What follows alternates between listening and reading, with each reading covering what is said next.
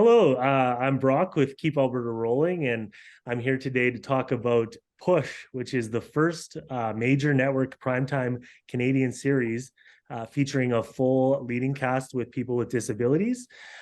Push has just premiered on CBC and CBC Gem this past Friday, February 24th, and it was filmed in Edmonton, produced by Phoenix Film and Television and Small Army Entertainment in partnership with CBC.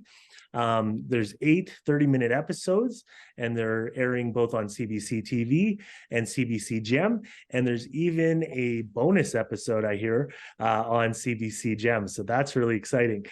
Push is a new CBC original unscripted series that takes audiences into the inner world of the Wheelie Peeps, an unlikely group of friends and wheelchair users bonded by shared experiences of navigating life on wheels.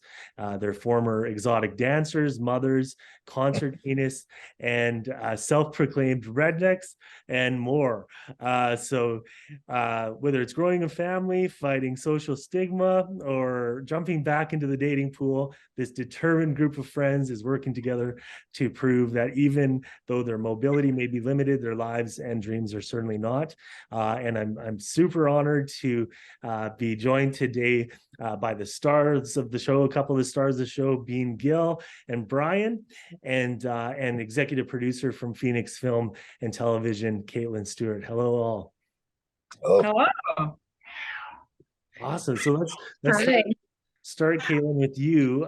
So how did this series come to be, and what inspired you to make Push? I mean, the short answer is the participants, honestly. Bean and I met in 2020. She was featured in Avenue Magazine Top 40 Under 40. And I mean, just everything about her her story and just the way she presents herself, all of it. She's just a very colorful person with a lot to say. And I thought, maybe there was an opportunity here for some kind of collaboration on television, and we met for coffee, and she didn't disappoint. She was everything in person that she was on the page, and it's a bit of a longer story and process that maybe I won't get into everything, but I joined forces with Sean DeVries of Small Army Entertainment, and we started working with Bean to develop what the show would be. At one point we thought maybe be her and her family, or as you know, she runs like a rehab facility and is doing amazing things there. So we thought maybe we'd center on that. And then it turned out she had this whole other amazing group of people who are just as honest and real, and were ready to have their stories told. And they called themselves the Wheelie Peeps. And I guess it just kind of wrote itself from there. We did a demo shoot with all of them, and we're just blown away by we call it like how TV ready they were, but just, I mean, honestly, they're just real and honest people, and they're not shy about being themselves, which is everything you need for TV. So That's awesome. And Bean, what was it like to be one of the stars of this series, and what does this series mean to you? Oh, good questions. What does it feel like to be the star of this series? Is like surreal, and bonkers is the word I've been using a lot lately because it's just so hard to explain it all. What does it mean to me? It means so much because this is something that I would have loved to have had when I was first paralyzed, and to see that, like, you can still live a very fulfilling life even though you have a disability. And I mean, there's so many different levels to it. I really want little kids with disabilities to see that they have bright, successful futures ahead of them. And the only thing that's stopping them is them. Right. And I mean, really, that really goes for everybody, all the whole population, but specifically like the little kids with disabilities. And then culturally, I want some more conversations to happen in Indian households regarding family members with disabilities, and to get them out more. And it's not just the Indian culture, it's many other cultures as well that I think these conversations need to happen. So I hope that it does after they watch the show. Awesome. And Brian, what was the experience like for you? What was some of the more exciting highlights from your episodes on the show? I don't even know where to begin. I mean, first of all, I mean, it was all because of Bean that I was even a participant. Bean and I've known each other for quite a while. She asks nowadays, and I don't say no, which has kind of probably been my downfall. But there's a lot of aspects. I mean, I've had it 3 years out of 28 that I've really considered myself disabled. Every other year of my life, I've just lived my life and enjoyed it. I think every person with a disability can do the exact same thing, and I just hope that everybody gets to see that. Highlights of filming. I mean, first of all, the people that were involved are amazing. I love every single person. I got closer with a lot. Highlights of the show, obviously flying a glider plane is probably on the top of that list, and excited for the future with that whole endeavor. But honestly, just being with my friends and hanging out and showing the bad mouth I have, I guess, if you want to take it. There you go. And you guys had recently, the premiere and a screening in Edmonton. What does it mean to have a big screening and a premiere in your hometowns? And I know certainly the Edmonton film and Alberta film community is all behind you. So maybe talk about that experience a little bit and what it was like. Either I'll go. one of you.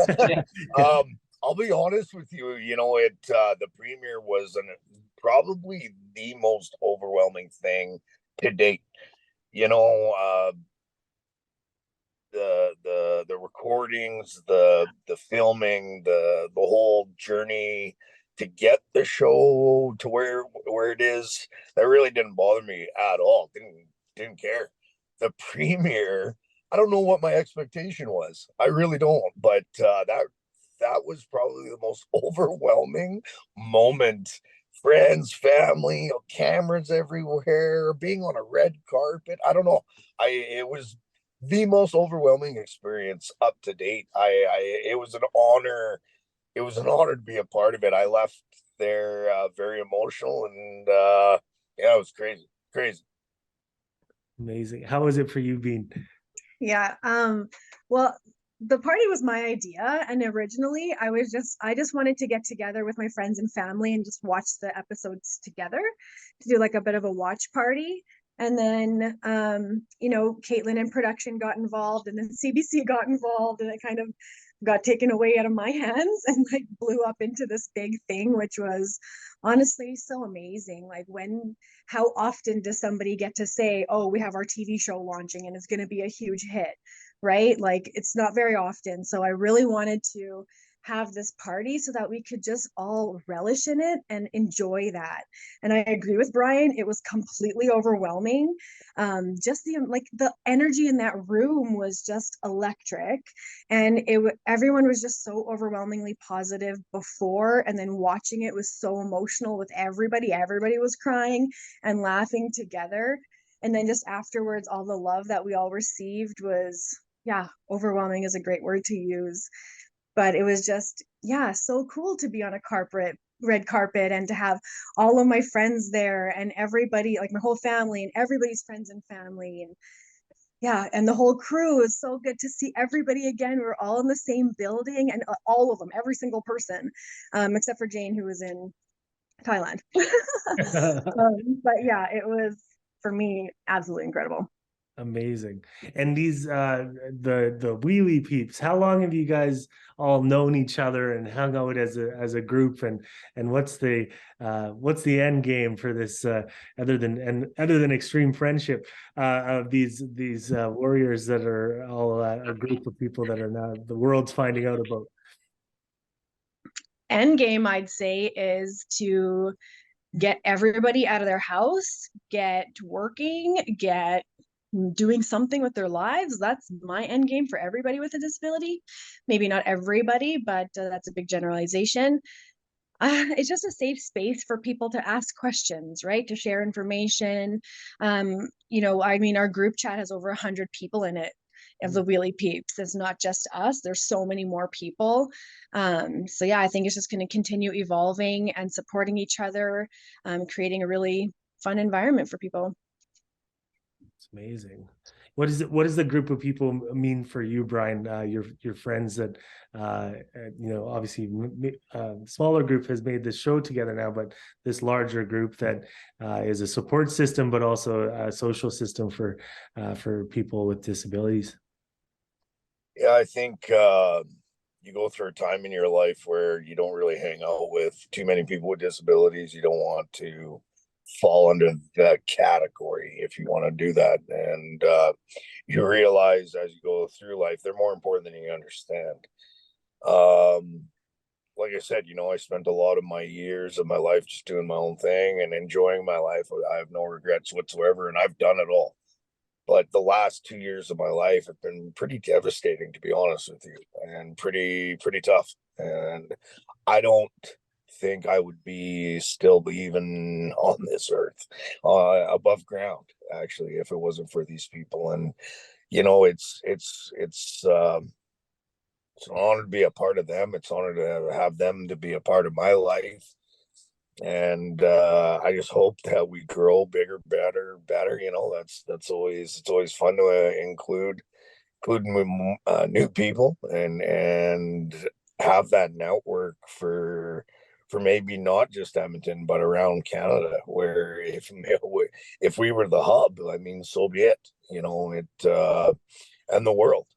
There's so many people out there with questions in their lives, and we have such a diverse group that I think we could answer a lot of those questions and at least help each other out. And like I said, the last 2 years of my life, they've saved mine. So it's an honor to be a part of them. Amazing. And Kaitlan, when you were putting the show together with the other creators and other companies, where did the need for more representation on screen and getting these stories so that they don't stay in communities or in niche pockets, but actually reach a global and national audience. Where did that factor into the making of the show, and maybe if you can talk a little bit about the behind the scenes, how you guys kind of put that together with disability awareness as at the heart of making the episodes. Yeah, sure. I mean, honestly, I don't think I thought I knew this group of people and this message had the ability to have an impact on a big scale. But in order to do the show, we really just had to focus on the people that we have and tell their stories and tell them, be true to them. And so I think it is going to have a huge impact. And a phrase is coming to mind that I think it's one of the broadcasters has, is that they say what's specific is universal. And so I think even though these experiences are unique to our participants, it's going to resonate with a lot of people, and not just people with disabilities. I think a lot of people are going to have their eyes open, and a lot of people are really going to relate to all of our participants. But in terms of telling the stories and having representation on both sides, that was obviously of the camera, that was obviously really important for us. And we went. We wanted to make sure we had the professional experience to do this project at the level that we wanted to do it at, and then ensure that we had people with a lived experience as well who are a part of the project, so that it had the lens of the disability community on it as well.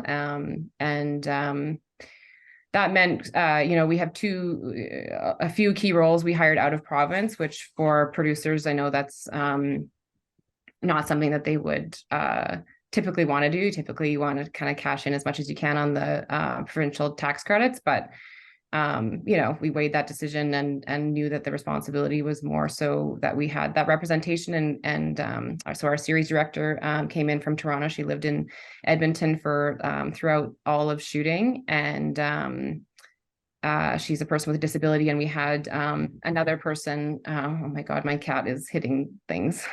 Knocked over my lamp just now. Yeah, so sorry about that. So yeah, our story producer was also out of Toronto. She was a person with a disability, and we had everyone from trainees to all of the cast were participants on the show.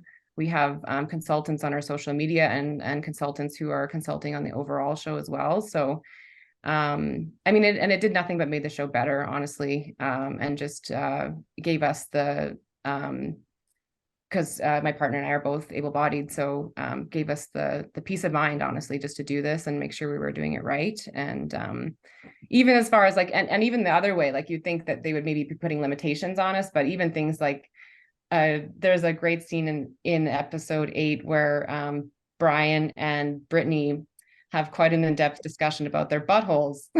And we thought, like, I don't know if this can fly, like this feels a little exploitative, I don't know, you know. And so having the consultants there, they're like, no, this is what life is like for them. And our participants were really insistent from the very beginning that we tell it all. And so just like I said, having that peace of mind to know that, okay, we have like the go ahead to show this and put it out there. And yeah, it just made the show all the more better. And now we have a supercut of that. It'll be going out soon, so we've taken it to the next level. But Awesome. It sounds yeah. authentic. Authentic, yeah, absolutely. Yeah. I'll move over to you, Bill. Bean. For how accessible is Edmonton and Alberta, and what are things that that governments, city governments, or provincial governments, or the general you know, business owners, city planners, all of the players that would be involved in making an accessible community, what are things that they could do better and think about, and maybe we don't have time, but what are some highlights, and where do you think we're at, and ideally where can we improve towards? Sure. Okay, so I mean, yeah, we don't have 4 hours, so I can't tell you all the ways people can improve in accessibility. But generally, I mean, Edmonton is not bad, right? So when we compare Edmonton to other cities, it's not bad for accessibility, right? And like I'm comparing it to people who live in India, people who live in South America, underdeveloped countries, even Vancouver. It's a mountainous area, right? Like it's not super accessible, even though it is like, you know, a first world city and is very advanced and stuff, but there's a lot of hills. As far as Edmonton's concerned, it's fairly flat here. The things that we kind of, you know, wrestle with the most is like sidewalks, curb cuts, stairs, and of course snow removal, right? Because we're a winter city. Brian, we have differing opinions on this, so we're not going to go into depth in this. But I mean, that's something that any winter city, they deal with the issue of snow removal, right? It's just, you can't, and I think Brian will agree with me, you cannot clear all the sidewalks within 10 minutes of the snow falling. You know, it's just not possible. Edmonton's a really big city spread out over a lot of area, and so it's just not possible. But can it improve? Of course it can. There's always room for improvement in that, right? And then as far as city like infrastructure and designs or city planners, unfortunately, there's a lot of ableism in that department. Our city loves the aesthetics of stairs. There was a chance for them to make a whole community visitable, which meant 0-step entrance into all houses and having an accessible bathroom on the main floor. And the city said, no, we want stairs. There must be stairs. So, I mean, that is just so ableist, right? Is there like room for growth? For sure. Could we just start with universal design and have able-bodied people walk up ramps? Yeah, we sure could, right? So I hope that by watching the people watching the show, that they maybe recognize some more or like learn something from it. I don't know. My expectations are low, simply having lived here for 40 years. Understand. Brian, how about you?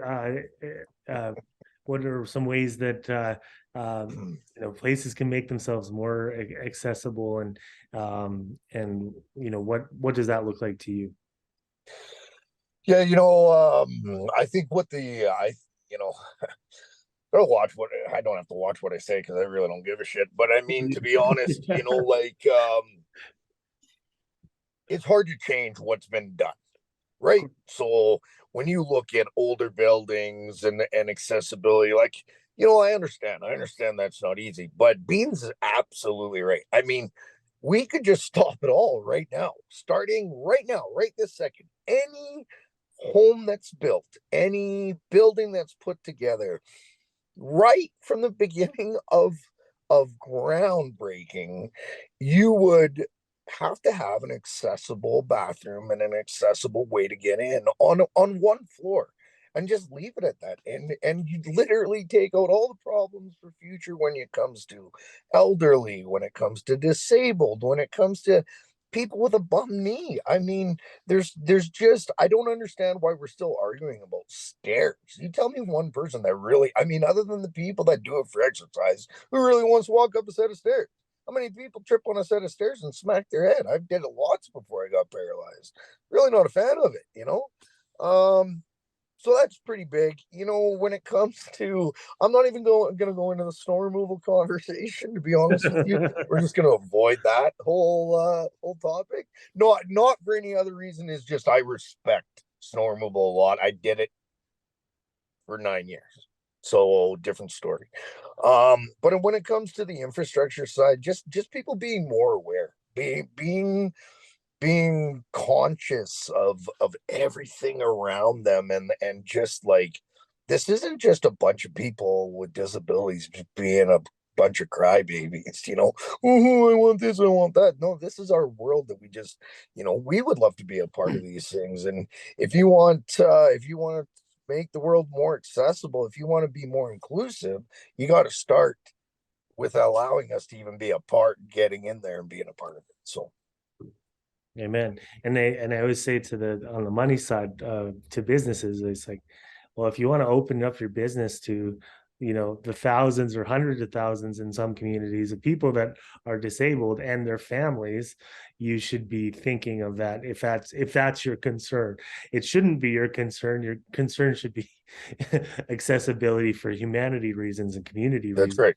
But if That's that is your concern, there is a financial benefit to making your business or community spaces accessible, because you open up a whole demographic of the population, and you said elderly as well, but if these are working people and they've got money just like anyone else, and they want to participate in both their communities and the economy, and why would we stand in the way of that? Doesn't make any sense. So I always like to make that point for the business minded people. You can make money with this. It's not an expense, it's a benefit. right. And it costs more to do it later. Yeah, That's that, you do it now. Yeah, it might be a little bit expensive, but it doesn't cost anywhere close to the amount as when it's done. And then somebody's like, well, how are we going to put that in? Now you got to spend thousands and thousands of dollars figuring it out. And other than infrastructure and accessibility, what are some things that you wish the general population or able-bodied population knew about and understood about your guys' lives? I'm sure a lot of that content would be in the show as well, but open platform to share your guys' story here. What would you like able-bodied people to know and understand? Cost and parking. We'll go with parking instantly. I can't. It's funny. I don't know what it is lately. I can't take it anymore. People in their ignorance with disabled parking spots, and then not even respecting the disabled parking spot from the second parking spot, if that makes any sense.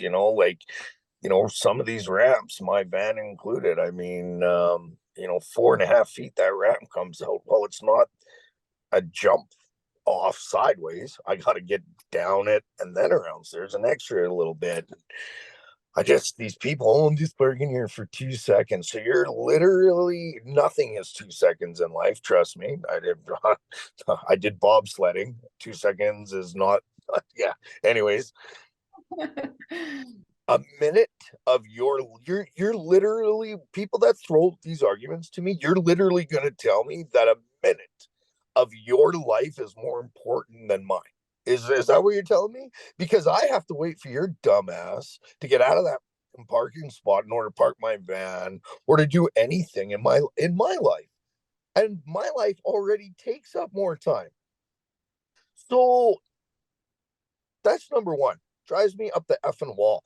And then the cost of shit, like power chairs and catheters and supplies and just, it's tough. It's a tough life to pay for and to fund, and we don't get a lot of government funding, and people think that there's huge settlements. It's not like that. It really isn't, and it's tough. It's a tough goal. It's a tough goal for people with disabilities. And I mean, if I could yell at anybody, I'd start yelling at probably the people that go out and design wheelchairs and make wheelchairs and then decide, well, let's charge them $12,000.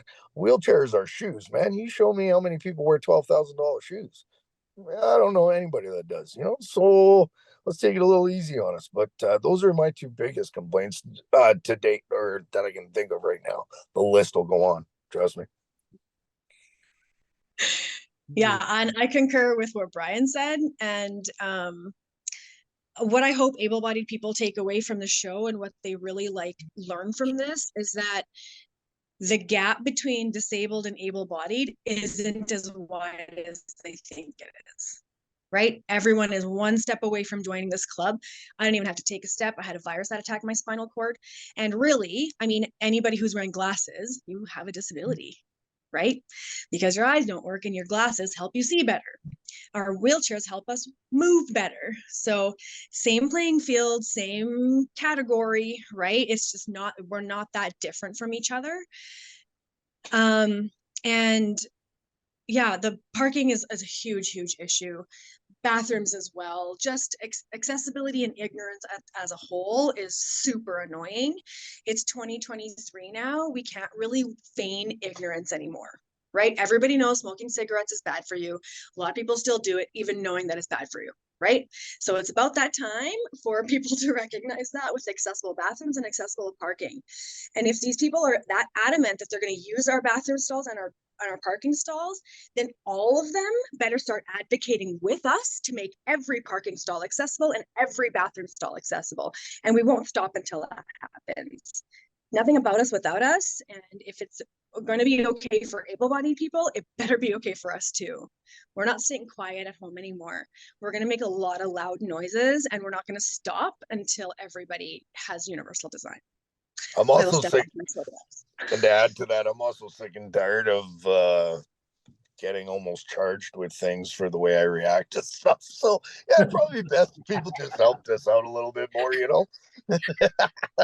let's keep Brian out of jail. We need to start that campaign. I'll start the GoFundMe for the bail for sure. You say whatever you want. You say what you feel. No, let him go. I'll start the GoFundMe for the bail. That'd be a good press. You're a great promotion for the show too, Brian. Yeah. Really care. Yeah. Let's just not. How about we just, how about people just help?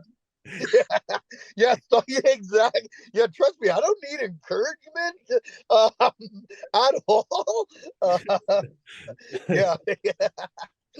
At all. I was just saying, with the parking thing, but just with anything, it takes the planning and the time that it takes for disabled people and disabled families to navigate in the world, because they have to make sure that the restaurant that they're going to eat has an accessible bathroom, that, you know, they have to take the elevator or the long ramp up. They have to go early and plan ahead every step of the day. And so a lot of that is not considered when, yes, maybe it's 2 minutes, which is a fake statement, but they say it's 2 minutes, but those 2 minutes are adding on to an additional hour, 2 hours every day that that is required for you know, just navigating everyday life for disabled people. So what are some ways, I guess, that or resources that are out there for people to get out in the workforce or be social, if there's disabled people at home that are just finding out about the Wheelie Peeps and push on CBC, and you know, finding out about all this this action that's going on? What are some resources that are out there? Is there some good places for them other than joining the group chat to you know, get out in the world and join these social circles? I, you know, whether you're joining social circles or reaching out or whatever the case may be, it's got to come from within. It's got to be within. And you know, I think a lot of people with disabilities, that's what determines when you start meeting and recognizing other people. So, you know, what I would like to see is the people with disabilities sitting at home. Get off your damn ass, get outside, go enjoy some air, and go start doing your own. You start, you know, whether we're the first and only Wheelie Peep or whether we are just the OGs and there's 30 million Wheelie Peeps that start from this, you know, that would be the most incredible thing I could have probably ever hear. And it's got to do with people getting out of their houses and doing something with their damn life when with a disability. Outside of that, I mean, you know, Bean can advocate a little bit more, but like spinal cord injury, Alberta, and do your research. I mean, we're talking about 2023 with the internet. I mean, I'm sure if I were to Google pretty hard right now and search, I could probably find exactly where Bean is and take my own video. You know what I mean? Like, just do your research, get out there. There's ways. Just quit being lazy is a big thing. Quit being lazy. I think you're trying to quote Kim Kardashian when she said, "Get off your ass and work." And I agree. Well, I actually think Kim Kardashian stole that from me if she ever said that, because let me tell you, Paralyzed 95 since 98, this punk ass has never stopped working, and I've always bitched at people with two good goddamn legs. Oh, can't find a job, suck it. That's right. How dare she? How dare she? Yeah. So there are a couple of resources for people with disabilities to gain meaningful employment. Our buddy Aleem, who is also a Wheelie Peep, he works at Employabilities, which is an organization, I think it's a nonprofit organization that helps people with disabilities find gainful employment. And I've done, you know, a number of speeches for them. In January, I helped them with speed interviews, right? As an entrepreneur, as a boss, I interviewed a bunch of people really rapidly. So they have a lot of programs available for people who are wanting employment. And they also place them in for practicums. I've had a couple too, I think students from him for practicum for like admin stuff. So Brian's right. If you really want that, you'll go out there and find it. I think one of the biggest things that stops people is themselves, their own limiting beliefs, right? Maybe that they put on themselves, that the healthcare systems put on them, that schooling and family and governments put on them, telling them that they're not smart enough, that they can't do it, that they are in too much pain, or whatever it might be.